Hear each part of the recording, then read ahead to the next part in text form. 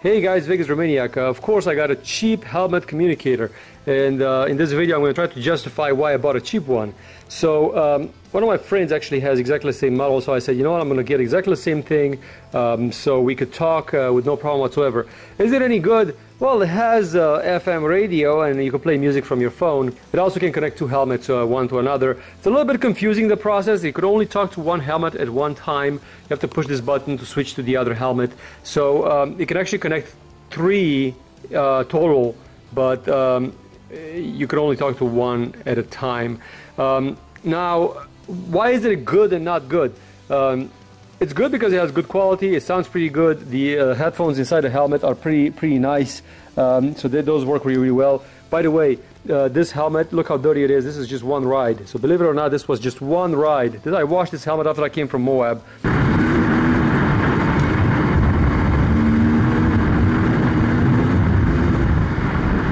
And I was absolutely dust crazy. So yeah, Vegas is absolutely terrible as far as that goes.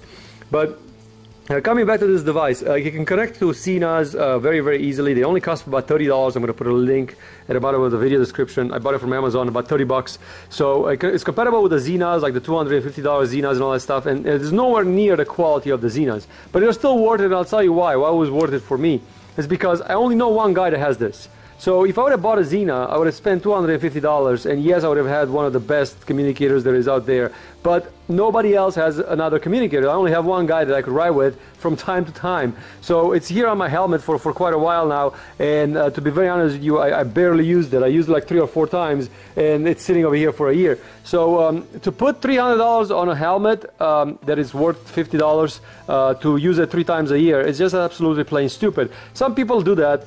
They buy the best of the best, but I really don't care very much about that. For me, it has to do a job, and I know if I go riding anywhere, it will work for what I need.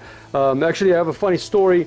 I was with Arizona Desert Dog riding last time, and we saw that we have helmet communicators towards the end, so it was too late to communicate to link them up.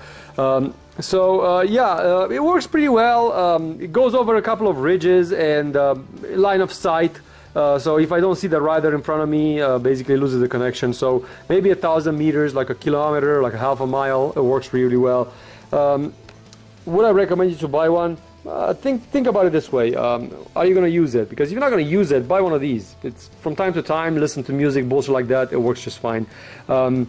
If you want to get a Zena, if you have the money, go ahead and get a Zena. But when I have a $1,500 bike, buying a $300 helmet communicator doesn't make any sense. The only thing that is annoying is the headphones inside the helmet. They're not uncomfortable. They're all the same, because even the Zenas are exactly the same. They're super slim, these ones, but you can still catch your ears sometimes caught into these things. So I think I have it for maybe a half a year now. As I said, I used it like 3 or 4 times. It worked pretty well. Am I excited about it? Nah, not really. I don't care about motor vlogging and talking too much. Just it's nice to keep in touch with a guy in front of you when you ride, and it tells you, hey, there's a ditch, hey, there's a crash, hey, I made left, I made right, so stuff like that. But otherwise, it's nothing to write home about. But I am very glad that I bought this one instead of the Zena, because with the use that I got out of it, it actually I paid too much, to be very honest with you. So thanks for watching. Vegas Romaniac out.